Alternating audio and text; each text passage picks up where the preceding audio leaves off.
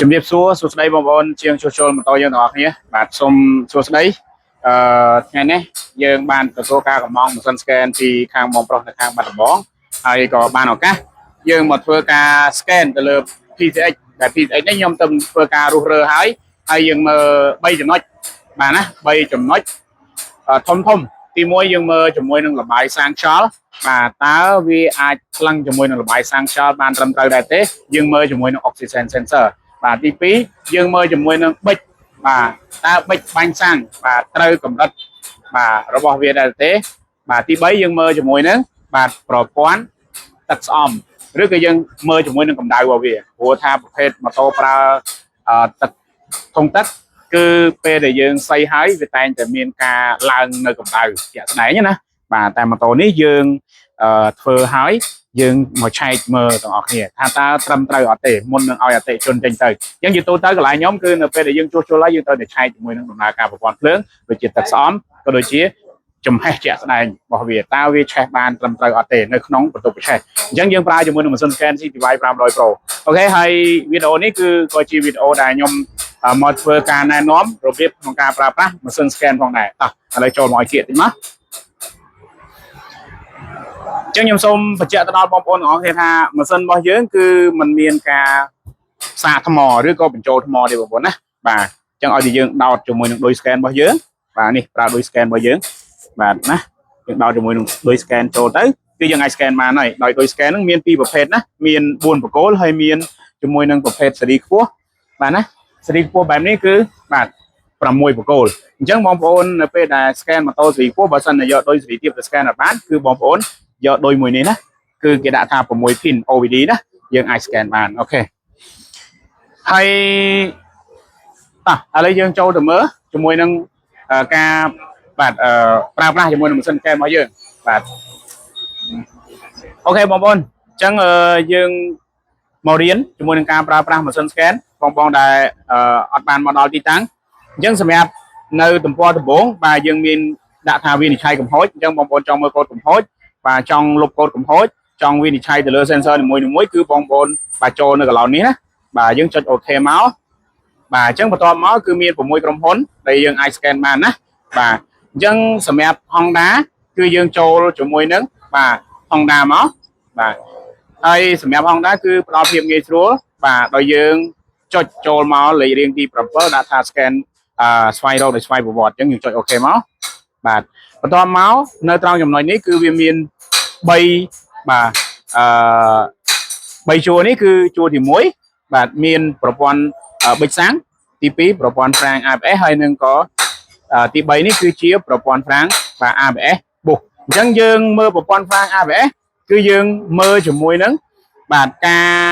លោត ABS នៅលើតាប់ឡូនៅលើម៉ូតូមួយចំនួនដែលវាមានបញ្ហាទៅលើ ABS ប៉ុន្តែប្រសិនបើបងប្អូនឆែកទៅលើដំណើរការដូចខ្ញុំរៀបរាប់3ចំណុចហ្នឹងគឺយើងចូលមើលបាទប្រព័ន្ធភ្លើងប៊ិចសាំងណាឥឡូវយើងចូលទៅមើលទាំងអស់គ្នាអូខេអញ្ចឹងមកដល់កន្លែងនេះយើងមានទាំងអស់6ជួរណាដោយលេខរៀងទី1គេដាក់ថាមើលកូដម៉ាញ៉េតូអញ្ចឹងសម្រាប់ការមើលកូដម៉ាញ៉េតូនេះមិនមែនជាការមើលកូដកំហុសទេអញ្ចឹងបងប្អូនអត់ចាំបាច់ប្រើទេជួរទី1ហ្នឹងហើយបើជួរទី2នេះយើងមើលជាមួយនឹងចលនាបាទយើងមើលចលនាណាបាទមើលចលនាលេខរៀងទី2បាទមើលទិន្នន័យបង្កមើលទិន្នន័យបង្កនេះគឺបងប្អូនមិនចាំបាច់ចូលមើលកន្លែងទិន្នន័យបង្កទេបងប្អូនព្រោះជាការបង្កនេះពេលខ្លះយើងចូលទៅមានទាំងអតីតកាលនិងបច្ចុប្បន្នកាលគឺវានៅក្នុងនឹងទាំងអស់អញ្ចឹងបងប្អូនចូលមកលេខរៀងទីបាទទី4តែម្ដងទៅណាបាទយើងមើលកូដកំហុសអញ្ចឹងកូដកំហុសរបស់យើងបែងចែកជា2ណាឧទាហរណ៍ដែលយើងចង់មើលកូដកំហុសបាទយើងចុចមកដល់កន្លែងនេះវាមានកូដបច្ចុប្បន្នកាលនិងអតីតកាលសូមបញ្ជាក់ថាកូដអតីតកាលគឺជាកូដដែលវាបានជាប់គាំងមកពីបាទការរុះរើពីមុនមកទេបាទដោយឡែកបើសិនតែជាប់កូដបច្ចុប្បន្នកាលគឺបងប្អូនត្រូវជួសជុលណាបាទអត់ត្រូវលុបបំបត្តិទេណាបាទអូខេអញ្ចឹងនៅពេលដែលបងប្អូនចុចមកបាទបើសិនតែមានកូដកំហុសគឺវានឹងលោតប្រាប់តែនេះគេដាក់ថាគ្មានបញ្ហាកូដអញ្ចឹងម៉ូតូនេះអត់មានកូដកំហុសទេកូដបច្ចុប្បន្នកាលណាអញ្ចឹងឥឡូវយើងមើលអតីតកាលវិញម្ដងបាទអតីតកាលក៏អត់មានដែរដោយសារមុនហ្នឹងយើងធ្វើការលុបបំបត្តិជាមួយនឹងកូដកំហុសវាអស់ទៅហើយបាទអញ្ចឹងបន្ទាប់មកយើងបាទនឹងចូលទៅបាទកឡោនលុបកូដកំហុសអញ្ចឹងប្រសិនបើបងប្អូនចង់លុបកូដកំហុសក្រោយពីយើងឆែកឃើញហើយគឺបងប្អូនចូលមកលេខរៀងទី5ណាដើម្បីធ្វើការលុប បាទអញ្ចឹងវីដេអូនេះគឺខ្ញុំធ្វើណែនាំទៅដល់បងប្អូនដែលប្រើប្រាស់ម៉ាស៊ីន scan ផងបាទក៏ដូចជាកំពុងតែធ្វើការតេស្តហើយនឹងឆែកជាមួយនឹងម៉ូតូដែលខ្ញុំជួសជុលហើយអញ្ចឹងយើងចូលទៅមើលដំណើរការ sensor នីមួយៗហ្នឹងគឺយើងមើល3ចំណុចណាបាទយើងមើលទឹកស្អំវាបាទគឺការកើនកម្ដៅរបស់វាហ្នឹងតើវាកើនកម្ដៅអត់បាទមើលជាមួយនឹងលបាយសាំងវាបាទដុតឆេនក្នុងបន្ទប់ឆេនហ្នឹងបានត្រឹមត្រូវអត់បាទហើយខ្ញុំនឹងប្រាប់ពីរបៀបក្នុងការមើលនៅពេលដែលបាទដុតឆេនបានត្រឹមត្រូវហ្នឹងប្រហែលណាអូខេបាទអញ្ចឹងបងប្អូនមកមើលកន្លែងនេះណាបាទយើងមើលការដុតឆេះក្នុងបន្ទប់ប្រឆេះនេះបានត្រឹមត្រូវមិនត្រឹមត្រូវយើងមើលកន្លែងនេះបាទតែយើងមើលហ្នឹងមើលនៅពេលដែលម៉ូតូយើងចាប់ផ្ដើមប្រឆេះណាបាទអូខេហើយយើងប្រឆេះម៉ូតូបាទចន្លោះពេលបាទ5ទៅ10នាទីណាបានតួលេខកន្លែងនេះគឺវានឹងឆ្លើយតបមកថាត្រឹមត្រូវឬមិនត្រឹមត្រូវដោយឡែកតួលេខនេះគឺឲ្យតែយើងចាប់ផ្ដើមប្រឆេះគឺវានឹងទាញវ៉ុលទម្លាក់ណាបាទអញ្ចឹងវាទាញវ៉ុលទម្លាក់ទាល់តែវារករបាយដែលត្រឹមត្រូវហើយខ្ញុំនឹងបញ្ជាក់ថាតួលេខនេះប្រមាណត្រឹមត្រូវប្រមាណមិនត្រឹមត្រូវហើយដល់យើងមើលនៅក្នុងតារាងបាទតារាងរបស់យើងតារាងប្រជុំវិភាគយើងក៏មានថែមជូនបងប្អូនណាបាទចឹងនេះជាតារាងប្រជុំវិភាគដែលខ្ញុំតែងតែថែមជូនដល់បងប្អូនដើម្បីឲ្យបងប្អូនវិនិច្ឆ័យទៅលើ sensor ណាថាកន្លែងណាយើងមើលជាមួយនឹងចំហាយអុកស៊ីសែនបាទយើងមើលជាមួយនឹង sensor គេឯងហ្នឹងគឺមាននៅក្នុងតារាងនេះទាំងអស់បាទអញ្ចឹងបងប្អូនមកមើលកន្លែងនេះណាគេដាក់ថាអុកស៊ីសែនបាទណាបាទនេះតាក់ទងនឹងដូចសម្ាំងហ្នឹងណាបាទយើងមើលទៅណាបាទតួលេខដែលត្រឹមត្រូវគឺ 0.20 ទៅដល់ 0.80 តួលេខដែលបាទល្អប្រកក្តីណានេះជាតារាងប្រជុំពាក្យដែលខ្ញុំផ្ញើជូនបងប្អូនអញ្ចឹងបងប្អូនអាចមើលនៅក្នុងតារាងក៏បានតួលេខខាងនេះគឺជាតួលេខដែលត្រឹមត្រូវតួលេខក្រហមខាងនេះគឺជាតួលេខដែលមិនត្រឹមត្រូវទេអញ្ចឹងបងប្អូនអាចមើលនៅក្នុងនេះដែលខ្ញុំថែមជូនជាឯកសារទុកឲ្យបងប្អូនណាអូខេឥឡូវយើងទៅមើលនៅក្នុងម៉ាស៊ីនយើងវិញបាទអញ្ចឹងម៉ាស៊ីនយើងណាឥឡូវយើងមកមើលបាទអញ្ចឹងតួលេខនៅក្នុងឯកសារគេបានបញ្ជាក់ថា 0.20 ទៅដល់ 0.80 បាទនោះមានន័យថានៅក្នុងបន្ទប់ឆេះគឺមានការសំជាមួយនឹងលបាយសាំងខ្យល់បានត្រឹមត្រូវបាទហើយឆ្លើយតបឲ្យម៉ាញ់ម៉ូតូដើម្បីមិនឲ្យម៉ាញ់ម៉ូតូហ្នឹងធ្វើការកែប្រែការបាញ់សាំងក្រាស់ពេកស្ដើងពេកទេគឺឲ្យបាញ់ឲ្យសមស្របទៅនឹងបាទការទទួលបាននៅក្នុងបន្ទប់ឆេះនេះឃើញទេបាទអញ្ចឹងខ្ញុំចុចអូខេវានឹងចេញជាផ្ទាំងក្រាហ្វិកឲ្យយើងឃើញទេបាទអញ្ចឹងម៉ូតូដែលយើងសៃហើយគឺយើងត្រូវតែមើលជាមួយនឹងលបាយសាំងខ្យល់របស់វាតើវាត្រឹមត្រូវអត់ណាបាទដោយឡែកម៉ូតូនេះគឺយើងជួសជុលហើយយើងរៀបចំជាមួយនឹងសំបុកអែថ្មីយើងលាងជាមួយនឹងកន្លៅកាក់កកែបាទយើងលាងជាមួយនឹង O2 sensor បានត្រឹមត្រូវអញ្ចឹងលបាយសាំងនឹងខ្យល់នៅក្នុងបន្ទប់ប្រឆេះនេះគឺឥឡូវគឺយើងឃើញថាវាបានត្រឹមត្រូវល្អណាម៉ូតូក៏ឆេះស្មើស្អាតទៀតណាបាទបាទអានេះចំណុចទី1ណាបងប្អូនត្រូវចងចាំបងប្អូនដែលប្រើម៉ាស៊ីន scan CTY ណាបាទយើងមើលទៅ O2 sensor របស់វាគឺដើរបានល្អត្រឹមត្រូវអញ្ចឹងត្រង់ចំណុចនេះបងប្អូនអាចយកទៅអនុវត្តបានណានៅពេលដែលយើងធ្វើម៉ូតូគេហើយអូខេ1អញ្ចឹងទី2បាទទី2យើងចូលមកបាទមើលជាមួយនឹងបាទជុំម៉ាស៊ីនមានតិចណាអញ្ចឹងជុំម៉ាស៊ីនវាគឺបាន1006ទៅ1008 RPM សម្រាប់ PCX sensor យ៉ាងធំគឺវាបានបាទគឺវាបានការ៉ង់ទីយ៉ាងធំតិចណាបាទមានការ៉ង់ទីវាគឺ1006ទៅដល់1008 RPM អញ្ចឹងឥឡូវនេះក៏ត្រឹមត្រូវដែរអញ្ចឹងយើងចូលទៅមើលអ្វីទៀតបាទអញ្ចឹងយើងចូលមកមើលជាមួយនឹងដំណើរការទឹកស្អំណាទឹកស្អំសំខាន់ណាបាទមានប្រព័ន្ធការពារកម្ដៅរបស់វាណាបាទអញ្ចឹងកន្លែងនេះម៉ូតូចាប់ផ្ដើមប្រឆេះឡើងបងប្អូនខ្លះអត់មានម៉ាស៊ីន scan គាត់ច្រើនតែយល់ច្រឡំបាទអាប្រឆេះដំបូងហ្នឹងទឹកកជ្រោលឡើងមកពុលហ្នឹងបាទធ្វើឲ្យបងប្អូនមានការច្រឡំថាអានឹងគឺជាការបាទពុះទឹក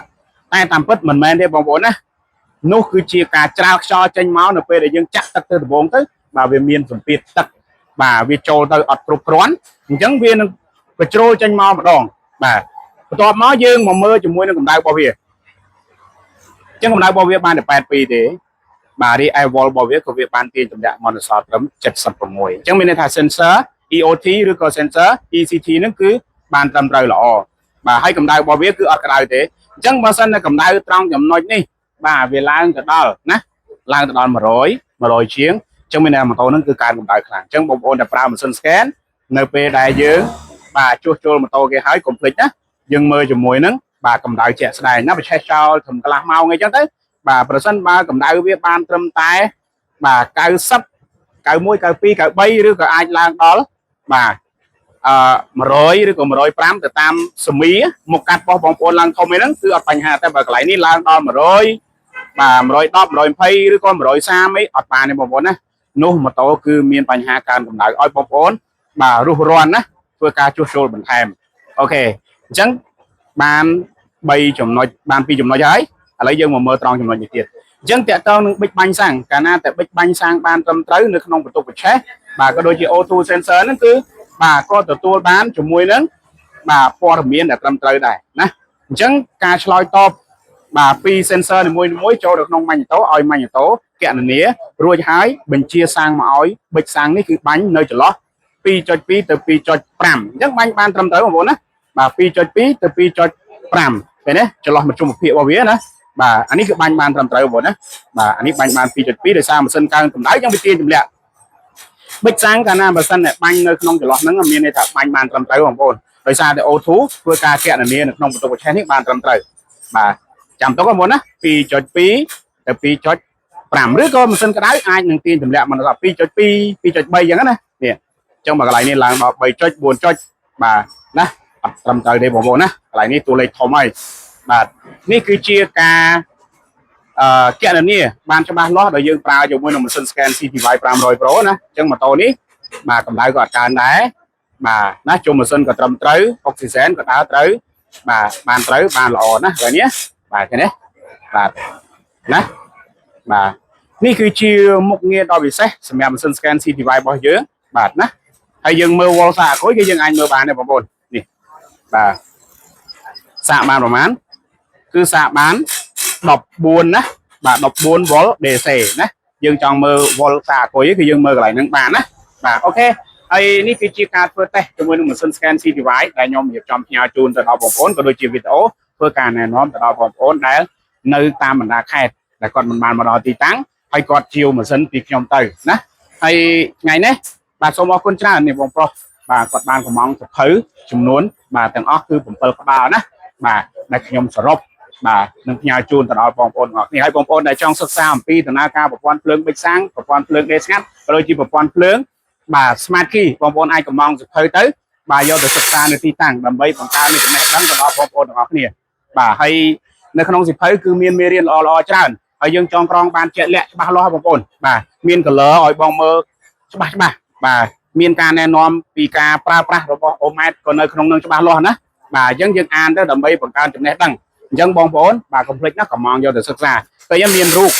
បាទមានរូប color បាទអក្សរក៏អក្សរ color បាទច្បាស់បាទហើយជាសភៅដែលមិនមែនជាกระดาษរាម copy ទេបងប្អូនណាគឺជាกระดาษលេខ1បាទกระดาษនេះស្អាតណាกระดาษដូចกระดาษយើងផ្ដិតរូបអញ្ចឹងបងប្អូនឃើញទេបាទច្បាស់ណាមេរៀននៅក្នុងនេះគឺស្ថិតតែមេរៀនល្អបងប្អូនបាទអញ្ចឹងកុំភ្លេចណាកំងជាមួយនឹងសភៅដើម្បីយកទៅសិក្សាបាទនៅទីតាំងបងប្អូនហើយខាងនេះវិញគឺប្រភេទបាទអសង្ខ023ដល់026យើងណាបាទអញ្ចឹងមេរៀននៅក្នុងនេះដូចខ្ញុំបញ្ជាក់អញ្ចឹងគឺសិតតែមេរៀនដែលយើងត្រូវចេះបាទជាប្រចាំណាដើម្បីបង្កើននៅចំណេះដឹងរបស់យើងបាទបងប្អូនអាចទំនាក់ទំនងមកខ្ញុំបាទធ្វើការកំងម៉ាស៊ីន scan ជាមួយនឹងសភៅក៏បានបាទដើម្បីយកទៅសិក្សាដើម្បីចំណេះដឹងរបស់យើងបាទដើម្បីភាពខ្លាំងរបស់យើងអញ្ចឹងក្នុងថ្ងៃនេះខ្ញុំមានតែប៉ុណ្្នឹងទេបងប្អូនបាទសូមអរគុណច្រើនសូមជម្រាបលាបាទ